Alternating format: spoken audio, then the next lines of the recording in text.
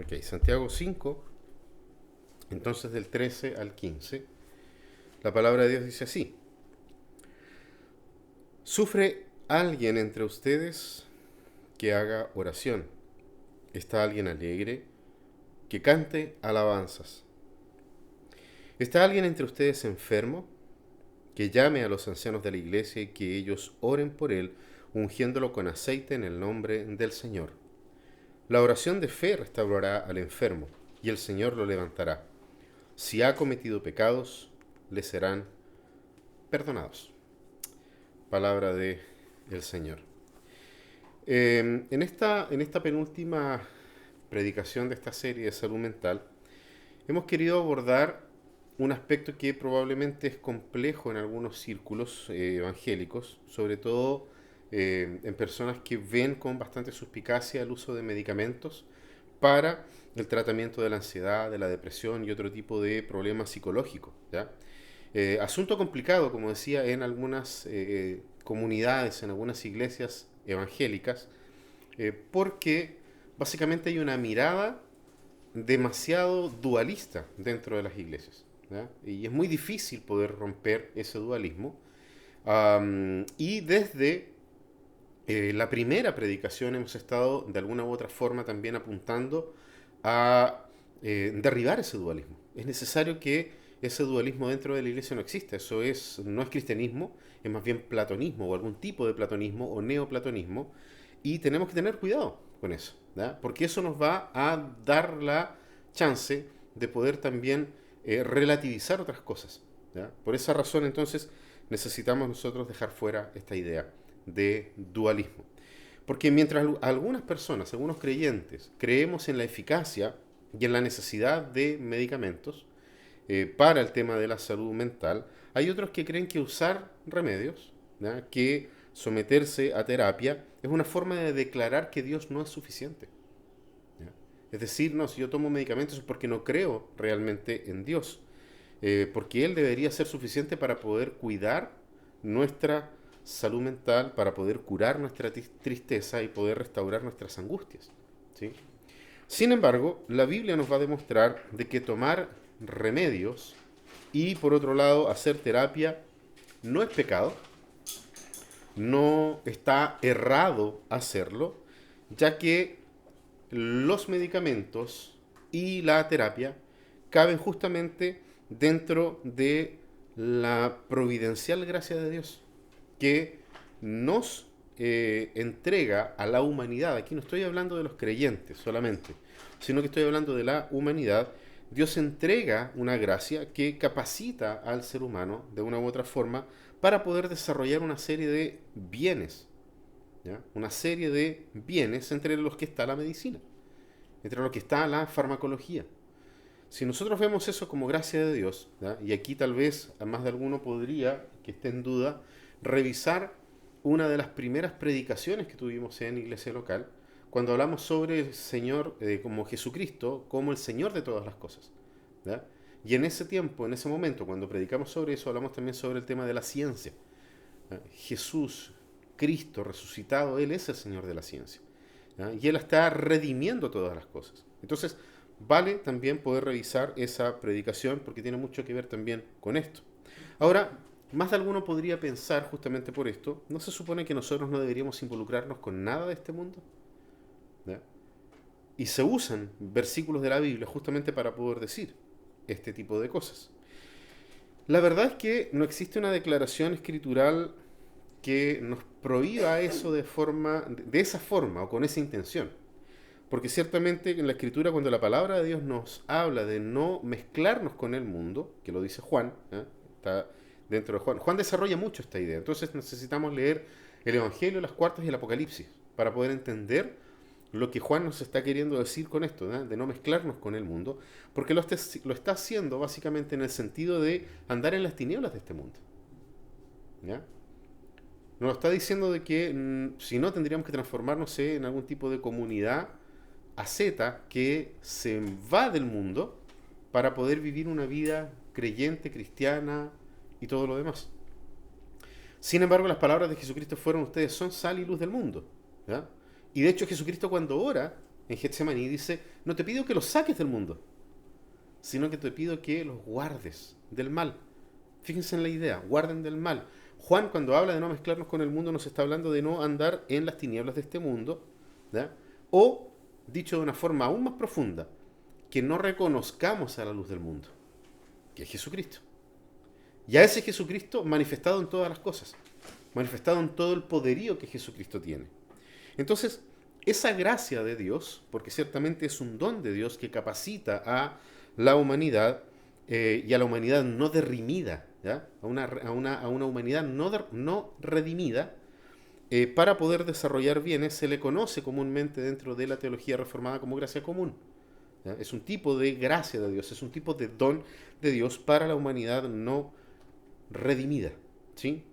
Y allí muchas veces se tiende a confundir, o hay muchos críticos de la idea de la gracia común diciendo que ese tipo de gracia no salva. Sí, no salva. No es una gracia salvífica, sino que es el tipo de gracia de Dios, es el tipo de don que Dios le da a una humanidad que no cree en Él, que no ha sido aún redimida por Cristo, para poder desarrollar este tipo de bienes, de cosas que son buenas para toda la humanidad. ¿Sí? Pero tiene que ser gracia de Dios, porque todo lo bueno viene de Dios. Ese es el principio por detrás de esto. ¿Ya? Y Dios entonces da estas cosas buenas a la humanidad por los medios que a Él se le antojan, porque Él es soberano. Y si Él quiere usar, diríamos en jerga evangélica, a un incircunciso para poder bendecir a la humanidad y a sus propios hijos, Dios lo va a hacer. Él es el soberano en que lo hace. Ahora, ¿de dónde sacan esta idea? En Génesis 4, vamos allí a el primer libro de la Biblia, Génesis capítulo 4. Vamos a leer desde los versículos 20 al 22. La palabra del Señor dice así. Y Ada dio a luz a Jabal, el cual fue el padre de los que habitan en tiendas y tienen ganado. Su hermano se llamaba Jubal, el cual fue padre de todos los que tocan la lira y la flauta. Sila, a su vez, dio a luz a Tubal Caín, forjador de todo utensilio de bronce y de hierro, y la hermana de Tubal Caín era Naama.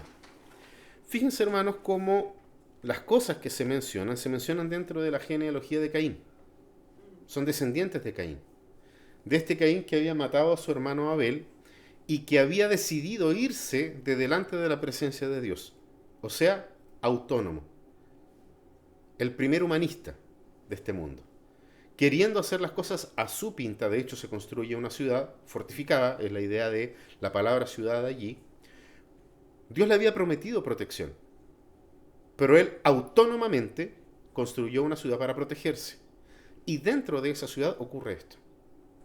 Y cada una de las cosas que nosotros mencionamos, que leímos allí, de los descendientes de Caín, Dios providenció cosas como la vivienda, como la capacidad de criar ganado, instrumentos musicales mencionados en muchos de los salmos, y los utensilios de bronce y de hierro que eran parte del templo de Dios. Eso no nace de los descendientes de Abel, perdón, de Set, que fue el hijo que Dios, con el cual Dios reemplazó a Abel, sino que vienen de los incircuncisos. Vienen de aquellos que querían la autonomía por sobre todas las cosas, que eran los descendientes de Caín. De hecho, después de lo que acabo de leer, está de la declaración de uno de ellos que se pone en el lugar de Dios con las palabras que emite. Pero todas esas cosas, como la vivienda, como el ganado, como el poder fabricar herramientas, como poder tener instrumentos musicales, fueron de beneficio para la humanidad completa y para el pueblo de Dios en particular. Eso es la gracia común de Dios. Y si nosotros aún más creemos de que Jesucristo es el Señor de todas las cosas, entonces la medicina y la farmacología también son de Él. Lo acabamos de cantar hoy día al comenzar nuestro culto. De Él, por Él y para Él son todas las cosas. Y cuando la Biblia dice todas las cosas, son todas las cosas. Entonces, tomar remedios es un asunto de sabiduría y urgencia. Es un asunto de sabiduría y urgencia. Es un asunto de reconocer el poder de la gracia de Dios que capacitó a la humanidad para poder desarrollar medicina y el tratamiento para las enfermedades. No ponemos en duda esto cuando se trata de un cáncer. No ponemos esto en duda cuando nos falla un riñón. De hecho, son pocos los creyentes a los que les duele la cabeza y se arrodillan a orar para el fin de su dolor de cabeza. Inmediatamente, ¿qué es lo que hacemos? Un paracetamol, un ibuprofeno, ¿ya? Y esperamos que haga efecto el remedio. Si no pasa, ya nos preocupamos y tal vez vamos al médico. Entonces, muchas veces, por eso hablo de, existe un profundo dualismo en la iglesia. Porque cuando se trata de la salud del alma, de la salud mental, dicen, no, es que el alma le pertenece a Dios. Sí, pero tu cuerpo también. Somos seres integrales que servimos a nuestro Señor. Entonces hay que tener cuidado con ese tipo de divisiones artificiales que se han desarrollado a lo largo de la historia de la iglesia. Fíjense que en el texto que nosotros acabamos de leer, Santiago expone, ¿ya? Es lo que está explicando, lo que está hablando, que los cristianos que se enfermaban tenían que llamar a los ancianos de la iglesia para que oraran por el enfermo ungiéndolo con aceite. Eso es a grandes rasgos lo que dice el texto, ¿cierto? Si hay alguno entre ustedes enfermo, que llame a los ancianos, a los presbíteros de la iglesia, y entonces puedan orar por él y le unjan con aceite. Y aquí plantea que la oración de fe, dice, le va a dar salud, eso es lo primero que declara, ¿ya? Fíjense bien, la oración de fe le va a dar salud, y si ha cometido pecados, le van a ser perdonados. Es tanto así que Santiago exhorta además a los enfermos que confiesen sus pecados unos con otros. ¿Ya? Eso lo vemos allí claramente en el texto, en estos 3 versículos que nosotros leímos allí. Y cuando nosotros seguimos avanzando en el texto, vamos a entender de que probablemente Santiago tiene que haber visto algún tipo de relación muy estrecha entre enfermedad y pecado. ¿Ya? Por algo lo plantea de esta manera. ¿Sí? Asume ciertamente de que muchas enfermedades son resultado del pecado. Y eso lo vemos en las palabras porque él usa un condicional, ¿cierto? Dice, si ha cometido pecados. ¿Ya? O sea, admite también la posibilidad de enfermedades que no son causadas por el pecado. No nos olvidemos de que los discípulos en algún minuto, frente a una persona que tenía una situación de discapacidad, le preguntan a Jesús, ¿quién pecó? ¿Ya? Y Jesús le dice, no, el tema no va por ese lado el asunto. Santiago identifica que sí existe una relación entre pecado y enfermedad, pero no siempre es así. Por eso ocupa la condición. ¿Ya? Si ha cometido pecados, si acaso la persona realmente ha cometido pecados, entonces que también pueda orar para perdón y poder confesarse, ciertamente. Pero el hecho de que exista esa condición nos apunta efectivamente que hay enfermedades que no son causadas por el pecado. De hecho, lo vimos cuando hablamos de Job. Que Job inquiere al Señor, a Dios, y le dice, si ya realmente lo que me está pasando es por causa de mi pecado, muéstramelo. Y aun si fuese así, tú eres misericordioso, perdóname. Pero ya no soporto más eso. Lo vimos la semana anterior. Santiago entiende la misma lógica.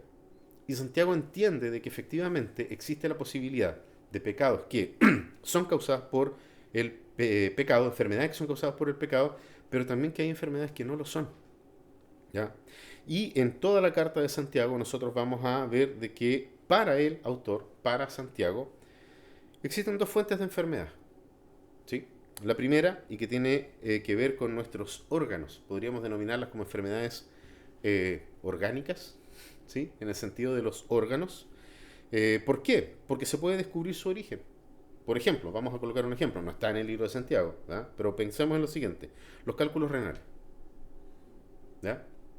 Los cálculos renales nosotros sabemos que su causa es la calcificación de sales, la calcificación de minerales en los riñones, y que pueden haber sido generados, porque no siempre es una sola la causa, pero puede ser por una dieta con exceso de sal, pueden ser el exceso de peso, el exceso de algunos medicamentos en particular, ¿ya? Y que finalmente el cuerpo calcifica estas cosas y todos estos elementos están dentro de los posibles orígenes del cálculo renal, ¿ya? Y la ciencia se ha desarrollado al punto de poder descubrir esto y providenciar ciertamente tratamiento y medicación para ese tipo de enfermedad. Pero si la causa es desconocida para Santiago, ¿sí?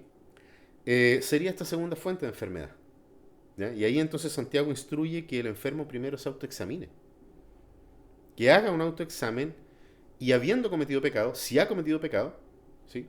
Entonces pueda confesar sus pecados. ¿Por qué? Porque ese podría ser el origen del dolor del alma o de otro tipo de dolor. Tal vez la persona tiene una vida donde no controla, no sé, la sal, por el caso de los cálculos renales, ¿sí? O una persona que come carne todos los días, ¿ya? Le va a dar la gota, ¿sí? Entonces la persona puede ser responsable porque ahí estamos hablando de una mayordomía del cuerpo y de un pecado en ese sentido. Entonces Santiago invita al creyente a que haga un autoexamen y a decir por qué razón estoy enfermo. Si efectivamente hay un pecado por detrás de ello, le llama entonces a confesar su pecado. Y eso es muy interesante. ¿Por qué? Porque si bien es cierto, no todos los dolores del alma provienen de pecados no confesados, como algunos autores apuntan, también es verdad que en algún momento nos enfermamos, nos angustiamos, nos da depresión porque dejamos de pensar en quién somos delante de Dios. Nos olvidamos de que somos hijos amados. Nos olvidamos que Él carga nuestras enfermedades, de que Él es nuestro refugio, de que Él es nuestro proveedor de todas las cosas. Y cuando nos vamos olvidando de eso, ¿qué es lo que ocurre inmediatamente? Comenzamos a angustiarnos, comenzamos a tener pensamientos autodestructivos, comenzamos a sentir abandono, soledad y así sucesivamente. O sea, hay sí un pecado por detrás de todo este tipo de síntomas que nosotros podemos ver en cuanto a la depresión, en cuanto a la angustia, en cuanto a ese tipo de situaciones de salud mental alterada. Se nos olvidan quién somos delante de Dios. Pero también hay fallas a nivel de corteza cerebral que no tienen nada que ver con el pecado personal, pero sí tienen que ver con el pecado original, que es la situación por la cual existen las enfermedades en el mundo. Pero para ambos casos, Dios providencia tratamiento y medicina, que puede ser farmacológica o la medicina de la palabra de Dios. Las disciplinas espirituales nos ayudan en esto, ¿ya? Para poder ser conscientes de estas cosas. Por eso Santiago es precavido en la forma que invita al autoexamen. No hace una acusación directa, sino que invita a la persona al autoexamen. Eso es lo que Dios, a través de Santiago, nos está invitando a reflexionar. A que tengamos la capacidad de poder decir, ok, frente a una enfermedad, busco el origen de esa enfermedad. Descubriendo el origen de la enfermedad, ciertamente voy a medicarme si el médico me recomienda la medicina, ¿cierto? Eso lo vemos en cualquier otro tipo de enfermedades. Al mismo tiempo, si la persona tiene un origen desconocido en su enfermedad, es lo que dice Santiago, nos invita al autoexamen, porque podría haber pecado en eso. Y si nosotros somos sinceros, que es lo que yo estaba planteando aquí, muchas de las dolencias de nuestra alma se originan justamente en el hecho de que pecamos en no confiar en Dios, que es el primer pecado, ¿ya? Y eso nos lleva a acciones autodestructivas. Por ejemplo, se nos olvida que Dios nos contiene, nos ama, nos cuida, nos protege, Él es nuestro proveedor. Nos angustiamos, nos ponemos ansiosos y comenzamos, por ejemplo, hay personas que dejan de comer y se autolesionan dejando de comer. O al contrario, comienzan a comer para poder calmar la angustia y no tienen cuidado de sus cuerpos. Pero todo esto tiene que ver con qué cosa. Sí, claro, con el pecado original de Adán y Eva. De ahí el origen de todas las cosas. La autonomía del hombre de querer ser independientes de Dios. No podemos ser independientes de Dios. Dependemos de Él profundamente, ¿ya? Pero Santiago es cuidadoso en pedirle a la persona que se haga un autoexamen para poder entonces que Dios le revele, así como veíamos la semana pasada en Job, que que Job le pedía a Dios que le revelara si había pecado en contra de él. Dios todavía no le podía revelar lo que estaba haciendo. Nosotros sabemos eso, porque tenemos el relato completo, pero Job no. Y estaba profundamente deprimido y angustiado. Acá Santiago habla a los enfermos en general. ¿Ya? A pesar de que hay muchos autores y creyentes que dicen no podemos tratar de enfermedad mental las enfermedades de ese tipo. Eso es discutible. ¿Ya? Eso es discutible. El punto es que Santiago nos habla de las enfermedades.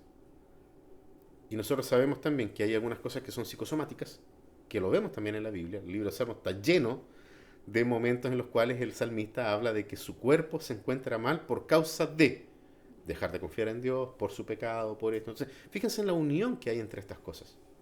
No podemos nosotros pasar por alto esa unidad que hay, bíblica. ¿Ya? ¿Y qué pasa con el aceite? ¿Ya? En el relato, volvamos al relato. En el relato dice, estoy en Génesis acá, Santiago entonces, capítulo 5, versículos 13 al 15. Dice, está alguien entre ustedes, versículo 14, enfermo, que llame a los ancianos de la iglesia y que ellos oren por él, ungiéndolo con aceite en el nombre del Señor. Lo primero que debemos notar respecto del aceite o del ungimiento con aceite es el paralelo a la oración. ¿Ya? Es el paralelo a la oración. ¿Qué dice el texto? Llame a los ancianos y que ellos oren por él, ungiéndolo con aceite en el nombre del Señor. Si esto es antes o después, es irrelevante para Santiago. La Biblia no es una fórmula de una comida. Primero eche esto, después eche esto otro. Santiago está hablando en modo general y está diciendo de que tanto la oración como el ungir con aceite están juntos, ¿ya? Ahora, de que se debía hacer, se debía hacer. Esa es un poco la idea de Santiago. ¿Pero por qué? Fíjense que en los tiempos bíblicos, el aceite de oliva, porque acá está hablando de aceite de oliva, ¿ya? La palabra allí habla sobre el aceite de oliva. El aceite de oliva era utilizado como medicina y como calmante externo, ¿ya? Solía aplicarse aceite de oliva en el rostro, por ejemplo, de una persona, para poder refrescar y humectar al invitado que llegaba después de largas caminatas por el desierto. ¿Ya? La persona se sacudía la arena y luego de eso le pasaban en el rostro, en las manos, aceite de oliva para refrescar y para poder humectar el rostro de la persona. También se aplicaban los pies, ¿sí? Pues también se parten los pies con las caminatas en el desierto para justamente poder calmar la resequedad, heridas que se hacían en los pies también, al mismo tiempo que manifestaba también cortesía, un acto de hospitalidad, ¿eh? A la persona que llegaba. Pero el aceite de oliva también tiene propiedades antiinflamatorias que son comprobadas, ¿ya? O que han sido comprobadas. Y esto lo sabían y lo conocían las sociedades de la antigüedad. ¿Por qué? Porque no era algo exclusivo del pueblo de Israel, ¿ya? De repente se tiende a buscar una especie de sacralización del aceite de oliva, pero no era algo común de ellos. Conocemos la historia del samaritano, en Lucas capítulo 10, ¿cierto? Que limpió las heridas de un judío herido con vino, que tiene un aspecto desinfectante, y con aceite de oliva, que tiene características antiinflamatorias, ¿ya? Y que obviamente ayuda a humectar la zona que está herida, ¿ya? Ahora, la práctica judía de usar aceite para las enfermedades también aparece en la Biblia, ¿ya? O sea, no era algo de los samaritanos, sino que también era algo del pueblo de Dios. En capítulo 6 del libro de Marcos, por ejemplo, del Evangelio de Marcos, cuando Jesús se encomendó a los discípulos que salieran de dos en dos, les dice que ellos iban, dice la Escritura, que ellos iban predicando sobre el arrepentimiento, expulsando demonios y ungiendo enfermos que se sanaban. ¿Ya? Fíjense que está de nuevo la relación entre la oración, porque la expulsión de demonios siempre se hacía por medio de la oración, y el ungir a los enfermos que eran sanados por el aceite y por la oración. Es muy importante acá, hermanos, que nosotros comprendamos que el aceite de oliva o cualquier aceite no tienen cualidades místicas, que es uno de los grandes errores dentro de la iglesia evangélica.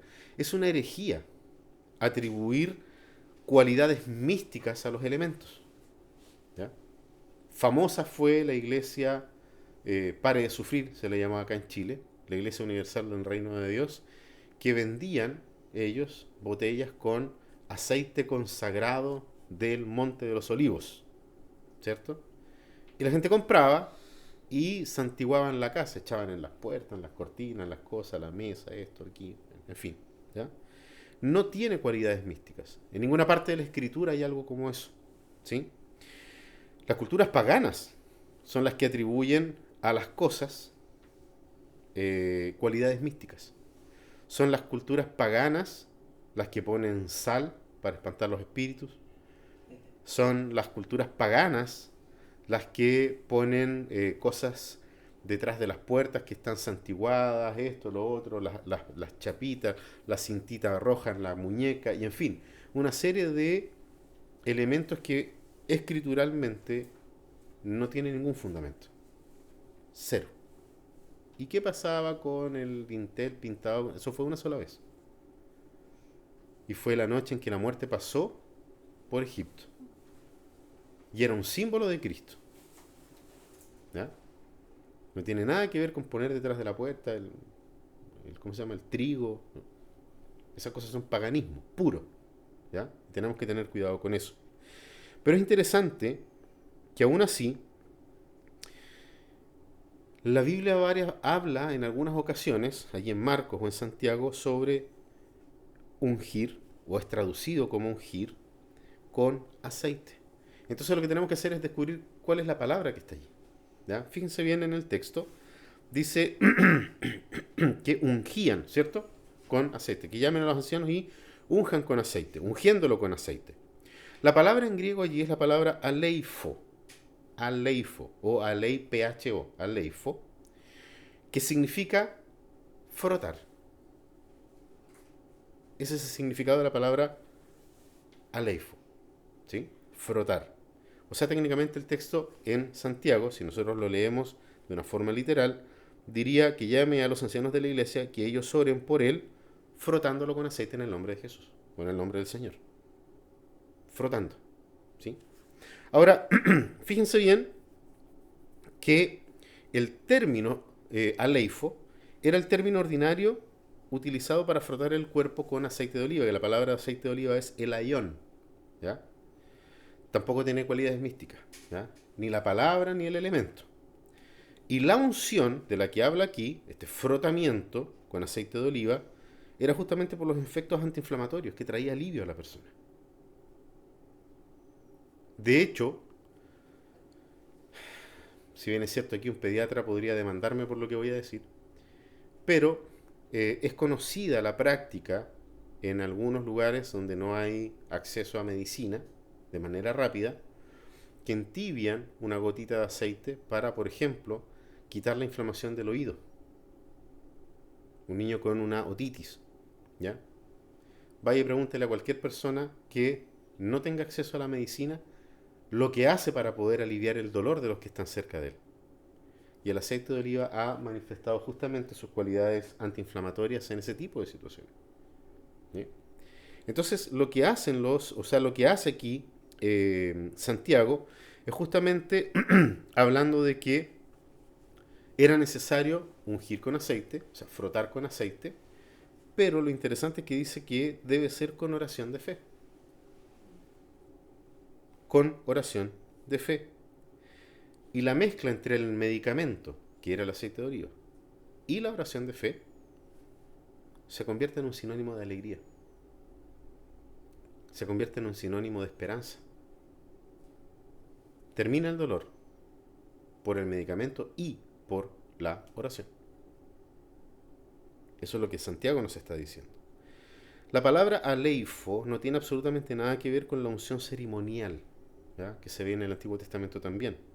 De hecho, la unción ceremonial es la palabra crío o shirio, de donde viene la palabra Christos, Cristo, el ungido. No tiene nada que ver lo que dice Marcos, lo que dice Lucas en el samaritano, lo que dice Santiago, cuando habla de ungir con aceite. Era la idea general, era lo que las personas hacían. La palabra leifo, por ejemplo, era utilizada para la aplicación de pomadas, de ungüentos, de perfumes, como por ejemplo cuando alguien moría. Preparaban el cuerpo con aceite, ungían el cuerpo con aceite. No está hablando de la unción, del Cristo, sino que está hablando de que preparaban el cuerpo con aceites aromáticos. ¿Sí? Y la palabra leifo era tan común que aparece en algunos escritos médicos y deportivos del tiempo. Los entrenadores aplicaban aceite a los pies de los que hacían, por ejemplo, carrera para aliviar los dolores de los pies después de las Olimpiadas, después de correr en el Olimpo. ¿Sí?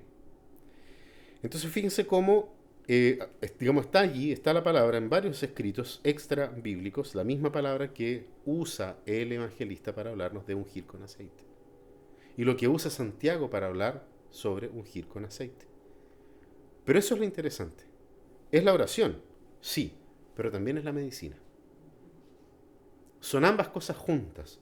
Por eso comencé yo hablando de esta idea de la gracia común de Dios en la medicina, en la farmacología.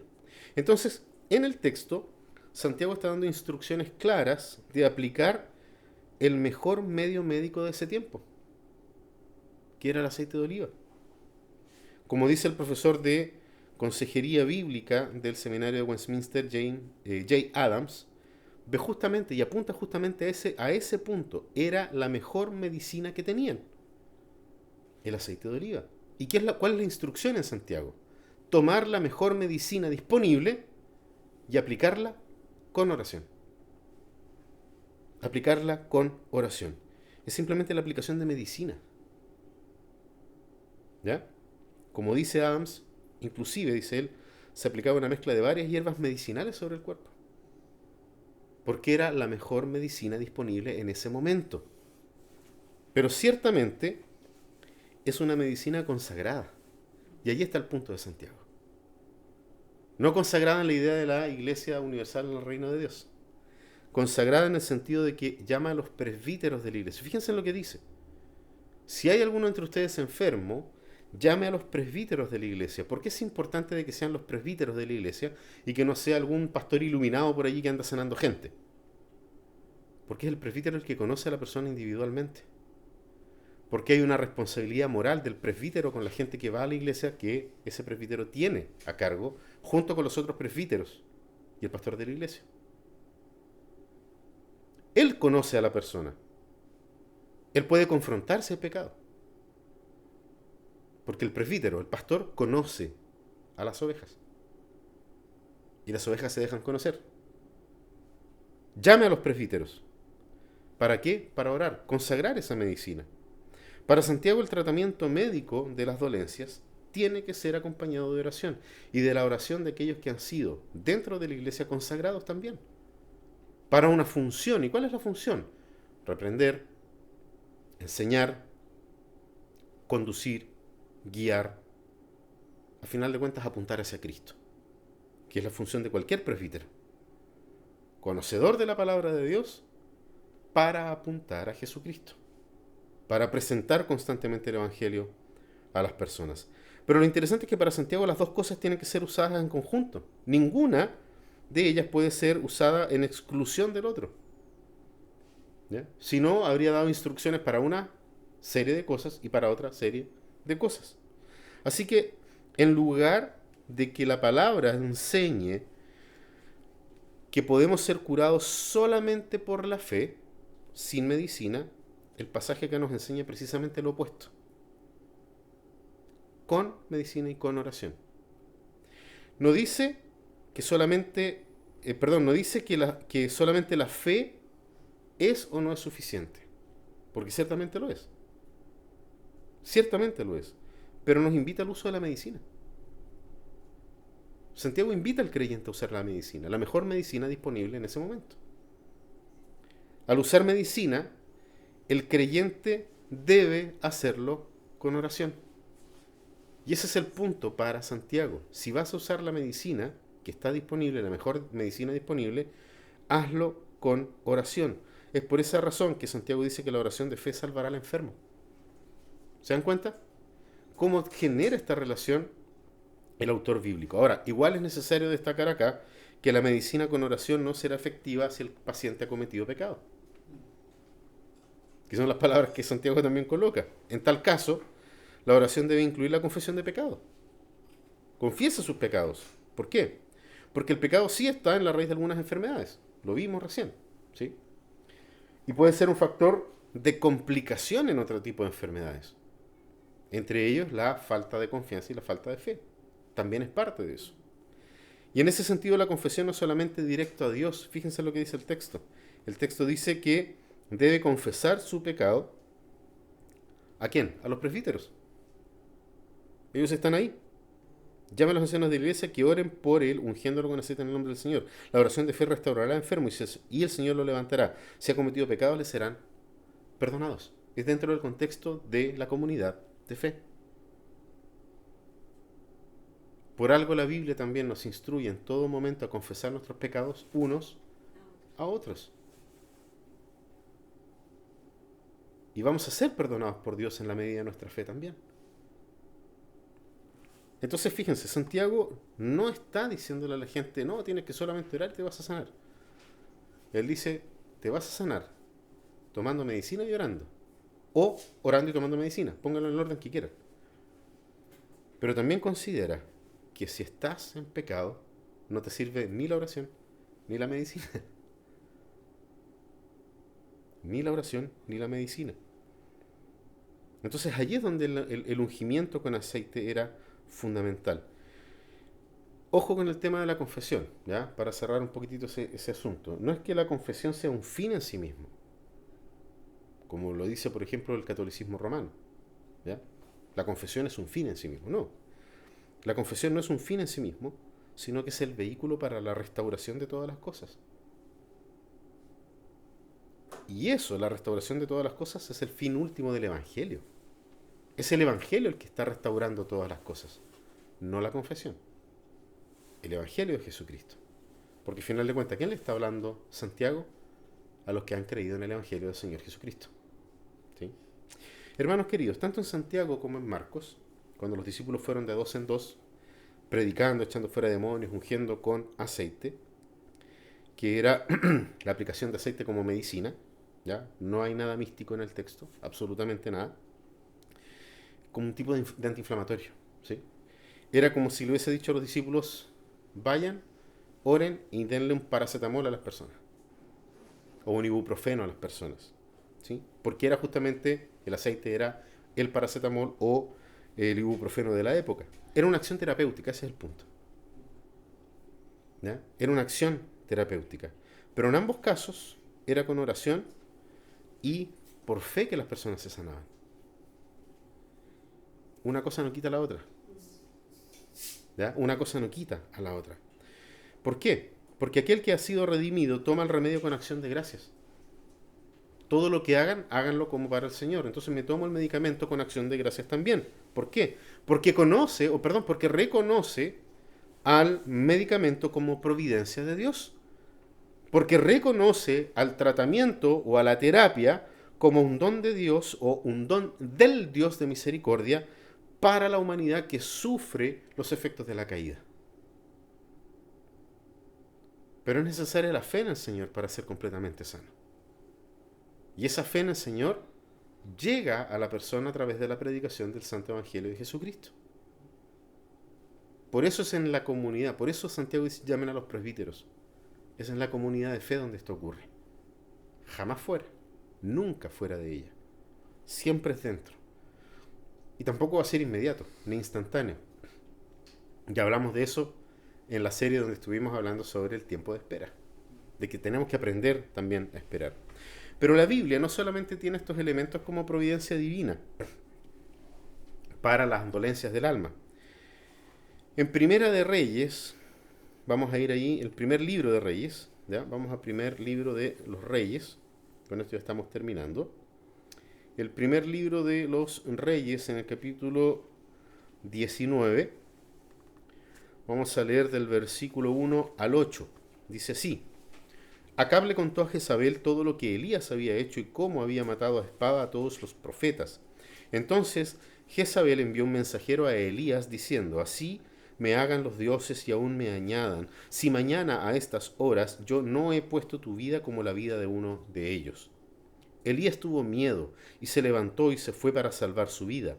Y vino a Beerseba de Judá y dejó allí a su criado. Y anduvo por el desierto un día de camino y vino y se sentó bajo un arbusto. Pidió morirse y dijo: Basta ya, Señor, toma mi vida, porque yo no soy mejor que mis padres. Y acostándose bajo el arbusto se durmió. Pero un ángel lo tocó y le dijo: Levántate, come.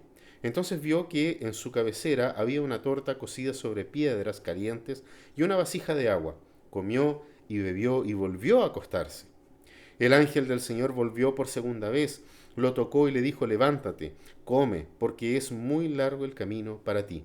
Se levantó pues y comió y bebió, y con la fuerza de aquella comida caminó 40 días y 40 noches hasta Horeb, el monte de Dios.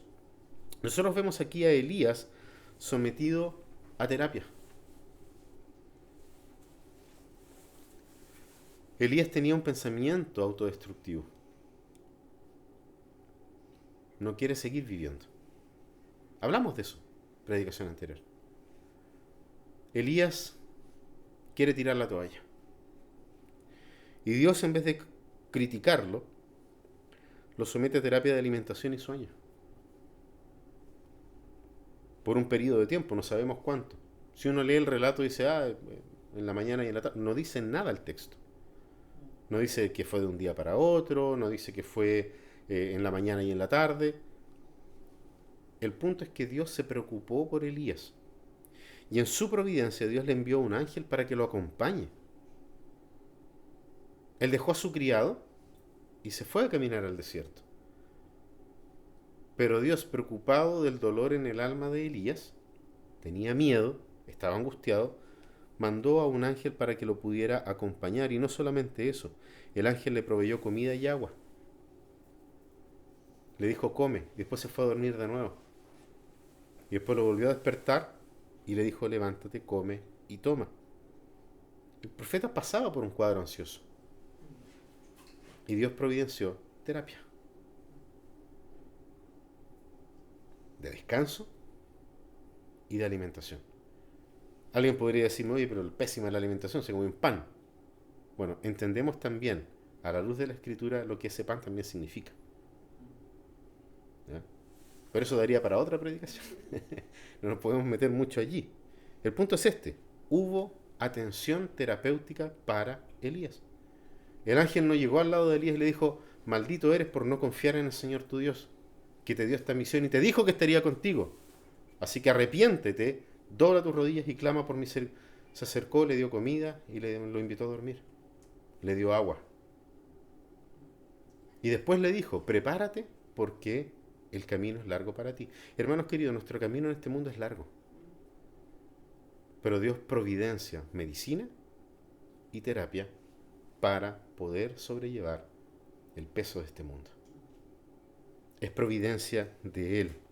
Porque aquel que ha sido redimido hace terapia con acción de gracias.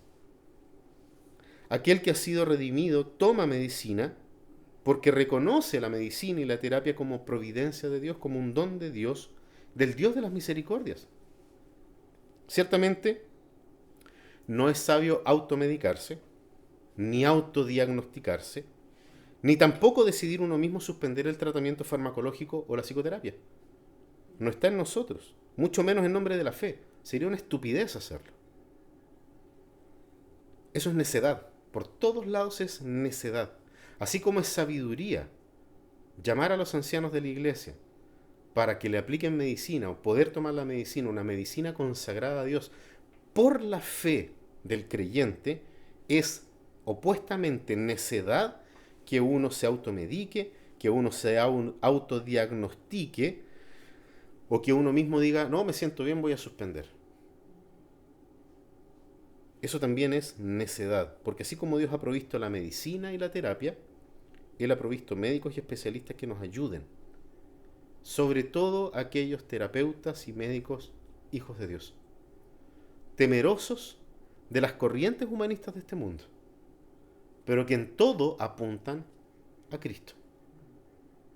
Y que surjan más psiquiatras y psicólogos cristianos con una cosmovisión bíblica, porque van a ser los que van a ayudar al pueblo de Dios en las angustias de esta vida a caminar el camino hacia nuestro hogar celestial. Porque Dios los ha provisto, así como ha providenciado el aceite, que era la mejor medicina en los tiempos de Santiago, en los tiempos de los apóstoles, así como providenció la terapia para Elías y tantos otros ejemplos que podemos encontrar en la Escritura. Están allí. En Cristo nosotros tenemos todo lo que necesitamos. Esa es una verdad absoluta. Y el señorío de Cristo abarca todas las cosas, absolutamente todas. En Él fueron creadas todas las cosas y subsisten por Él. Y la farmacología y la medicina también. A Él entonces sea la gloria por los siglos de los siglos. Amén. Oremos, hermanos. Padre Celestial, te damos gracias, Señor, por la oportunidad que nos das de tener el sustento de tu palabra, que nos invita a poder descansar en ti. Esta idea, Señor, de que tú has provisto al ser humano de gracia, una gracia especial, para poder traer consuelo y poder de alguna forma, Señor, sobrellevar los efectos de la caída. ¡Qué gran misericordia! ¡Qué gran misericordia! Sin merecerlo, una humanidad que te rechaza, tú permites a la humanidad, Señor, estas luces de gracia común, que ciertamente para el que no te agradece será condenación, pero para nosotros tus hijos es tu mano providencial, queriendo, Señor, ayudarnos a vivir en este mundo. Confiamos en ti plenamente y sabemos que de ti viene todo, Señor, inclusive la terapia y la medicina. Ayúdanos, Señor, a ser sabios. Oramos con gratitud en el nombre de Cristo Jesús, el Señor de la medicina y de la terapia. Amén.